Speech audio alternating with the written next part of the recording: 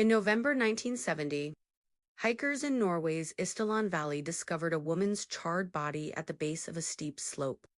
She was badly burned, but investigators quickly realized this was no ordinary accident. The Isdal woman, as she would later be called, carried mysteries that remain unsolved to this day. She had multiple fake identities. Her luggage contained clothes with all the labels removed. Inside her hotel room, police found coded messages, strange notes, and foreign passports, each pointing to a life that no one could trace. She had checked into hotels under false names, bought food and tickets with cash, and moved through the city like a ghost. Toxicology reports revealed she had ingested a large amount of sleeping pills and alcohol, but the exact cause of death was unclear. Investigators debated whether she had died by suicide, accident, or foul play. The burned body obscured critical evidence, and authorities struggled to reconstruct the timeline of her final hours. Witnesses described seeing her in the days leading up to her death, walking alone through the city, speaking multiple languages, and interacting with men whose identities were never uncovered. Some reports suggested she may have been a spy who was possibly connected to Cold War intelligence networks. But no evidence has ever confirmed this theory. Every aspect of her life was carefully concealed. Her fingerprints matched no records, and her dental records did not lead to identification. Even her death certificate listed her as unknown female.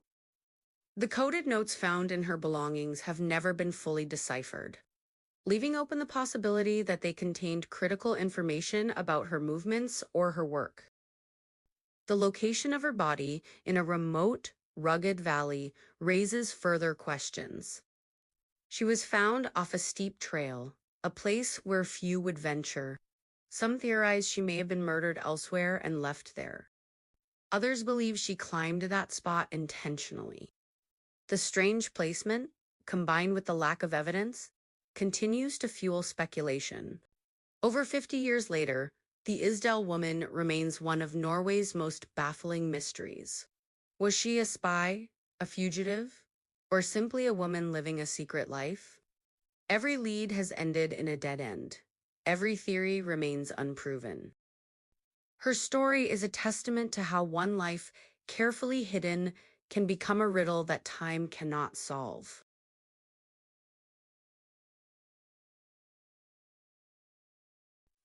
In 2009, the desert west of Albuquerque, New Mexico, revealed a horrifying secret.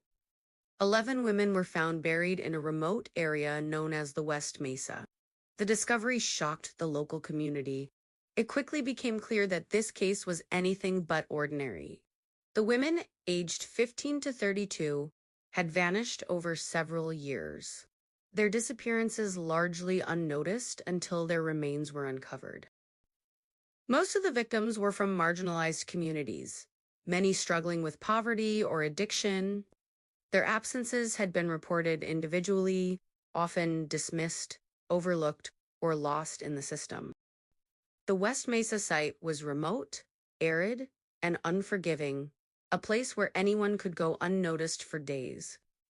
That isolation allowed the killer to act repeatedly without detection. Investigators noted that the remains had been buried in a seemingly organized manner. Some were wrapped in blankets, and others were placed carefully in shallow graves. Personal items were scattered around, but many were missing, adding to the sense of control and planning by the perpetrator. The methodical nature of the burials suggested familiarity with the area and careful premeditation. Despite extensive investigations, no arrests have been made. DNA evidence has not led to a definitive suspect, and the identities of some potential witnesses remain unknown. The case has spawned numerous theories: serial killer, organized crime involvement, or an opportunistic predator. Each theory highlights the same disturbing reality.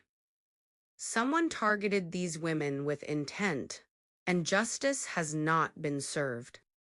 The West Mesa Bone Collector, as the media dubbed the case, highlights systemic failures in protecting vulnerable populations.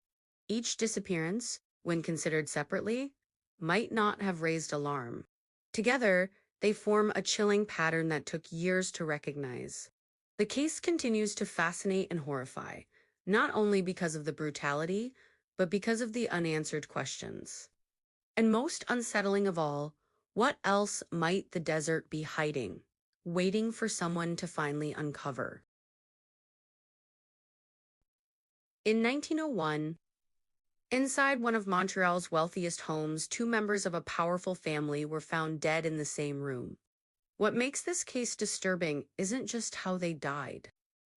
It's how quickly everything was buried, both literally and figuratively. The victims were Ada Redpath and her adult son, Clifford. They lived in the Redpath mansion, which was a symbol of wealth and status tied to the influential Redpath family. On June 13th, both were discovered in an upstairs bedroom of the home. Both had been shot. Clifford was found on the floor and Ada was on the bed. The immediate assumption was simple. Clifford had shot his mother and then himself, but almost nothing about the case was handled in a normal way. There was no proper police investigation, the scene wasn't preserved, and witness statements were minimal and controlled. Within just 48 hours, both bodies were buried. No extended inquiry, no detailed public report, and no effort to challenge the narrative. That alone raises a question. Why the rush? At the time, the Redpath family held enormous social and economic influence in Montreal. A public scandal could damage not just reputations, but business and political ties. A murder inside their home would have been explosive. Containing the situation may have mattered more than fully understanding it. Clifford himself was known to be in poor health. Reports suggest he had been dealing with severe headaches and possible mental instability. Some accounts say he feared he was going insane. This is often used to support the idea that he became violent and killed his mother. But there are problems with that explanation. First, the lack of physical evidence. The investigation was so limited, there's no detailed forensic record to confirm the sequence of events. No clear reconstruction of where each person was positioned at the time of the shots, and no analysis of the weapon used beyond basic identification. Second, Ada's condition.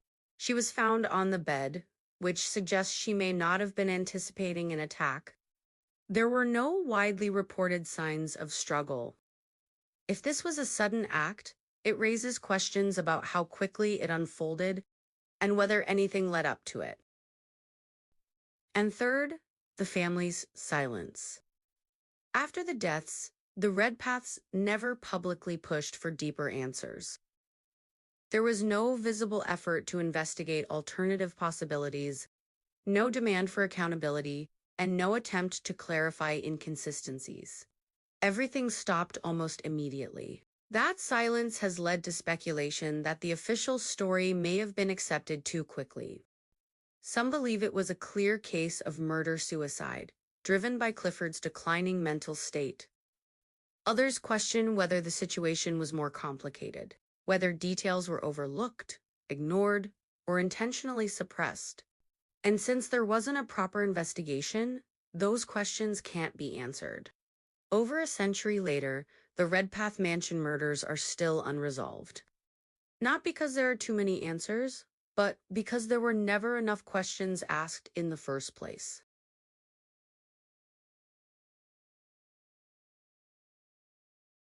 Between 1945 and the 1950s, a series of disappearances in southwestern Vermont formed what locals would later call the Bennington Triangle. This remote mountainous area near Glastonbury Mountain became infamous after several people vanished without a trace, leaving behind only questions and fear. The first notable disappearance was that of Paula Weldon, an 18-year-old college student who went for a short hike in December 1945 and never returned. Despite an extensive search by police, locals, and volunteers, no trace of her was ever found. Her backpack and personal items were never recovered, and the official investigation offered no answers. Over the next decade, more people vanished under similarly strange circumstances. Paul Jepson disappeared in 1949 while hiking with friends. James Tedford vanished in 1950 while traveling by bus, seemingly into thin air. And two hunters went missing in 1952 while exploring the same rugged terrain. In each case, searches revealed nothing. No footprints, no clues, no signs of struggle. It was as if the forest itself had swallowed them. The region is dense, rugged, and sparsely populated, but even considering the terrain, the disappearances were unusual. Experienced hikers, hunters, and locals simply don't vanish without a trace. This pattern led to the idea of the Bennington Triangle, a stretch of forested hills and mountains where people mysteriously disappear. Echoing the more famous Bermuda Triangle legend, explanations for the vanishings vary widely. Some suggest wild animal attacks, but the lack of remains undermines this theory. Others suspect accidents in the treacherous wilderness. Yet even careful searchers cannot explain why experienced adults would leave no trace.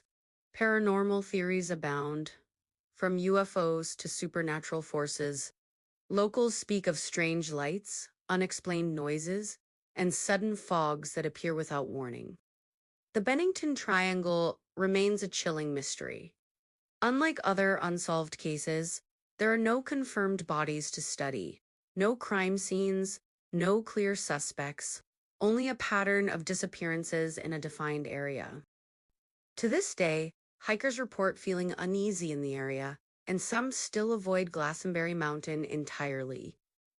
The Bennington Triangle is a reminder that even in a familiar world, some places remain unknowable, and some disappearances leave questions that may never be answered. Juan Martinez was a 10-year-old boy from Spain. He lived with his parents Andres and Carmen. Andres was a truck driver and spent many hours in the driver's seat of large trucks. In June of 1986, Andres was hired to carry 20,000 liters of sulfuric acid from Las Canovas to Bilbao, Spain. This drive would take approximately 8 hours. Juan and Carmen didn't usually accompany Andres on his trips. This was Juan's special reward for getting excellent grades on his report card. During the drive, the family stopped at a restaurant that was 3 hours away from their destination. This would be the last confirmed sighting of all three members of the Martinez's family. In the early hours of June 25, 1986, Andres' truck was seen excessively speeding. The truck lost control on a curve through the Somosierra mountain pass, which caused the truck to veer into the other lane, strike an oncoming vehicle, which then caused the truck to violently overturn. 20,000 liters of sulfuric acid poured from the tanker, which spilled over the road, sending toxic fumes rushing into the air and pouring onto the bodies of Andres and Carmen, who had died upon impact. Emergency personnel worked quickly to neutralize the acid so they could fully approach the scene. When workers were finally able to get close, they found Andres and Carmen, but there was no one else. At first, responders believed this was a tragic but straightforward accident. 2 victims and a dangerous spill. Case closed. As investigators began identifying the victims and retracing their steps, witnesses then came forward, and it was soon realized that Juan was missing. Authorities went back and they searched everything: the wreckage, the road, and surrounding terrain, but nothing was found. Was Juan thrown from the vehicle? Was he trapped in the debris? Was his body destroyed by the acid? A question soon arose: how does a small child just vanish from the scene of a deadly crash? At first, some believed the sulfuric acid explained everything. The boy's body must have been dissolved. However, scientifically, this is not possible. Sulfuric acid is strong, but it can't dissolve a body within minutes or even hours. It can cause severe burns and damage tissue, but would not have completely dissolved him. So this theory was quickly dismissed. Then they thought maybe someone had kidnapped him from the scene of the crash, which also made no sense because first responders couldn't even get close to the wreck until they neutralized the acid. Where did Juan go? Was he ever actually on the trip? Were witnesses wrong about what they had seen? It's been 39 years since the disappearance and it remains unsolved.